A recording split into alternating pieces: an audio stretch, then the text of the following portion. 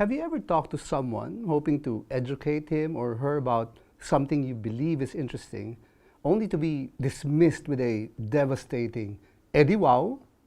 Nakakainis, diba? I hate it when I hear that. Madalas ginagamit ng mga tao yung EdiWow kung feeling nila nagyayabang yung kausap nila at hindi sila interesado makinig dito. Para mag-shut up na lang yung kausap nila, yun ang sasabihin nila, EdiWow. Or if they are in a debate with others and they happen to have very weak arguments, just so that they don't have to admit defeat and so as not to acknowledge the good points of their opponents, they can just shut others down with EdiWow. I get it. It's like them saying, I don't care about anything you say, and please be quiet all at the same time. On the surface, it sounds like a compliment, but you know, it's really not. The person may be faking interest or amazement in what you're saying, but the tone of voice and body language may be saying the exact opposite. Like, what you're saying is not worth listening to. It's very rude.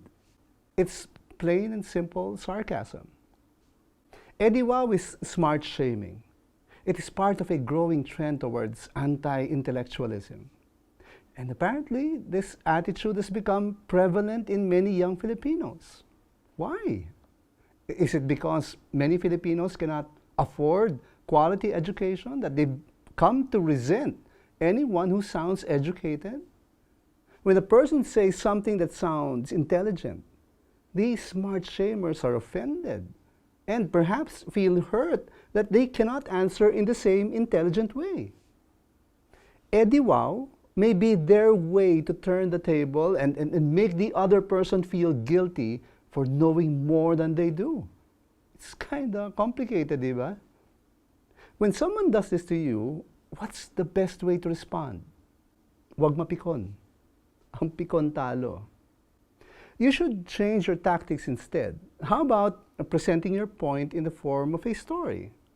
Or how about asking probing questions just to test how you can bring your point across?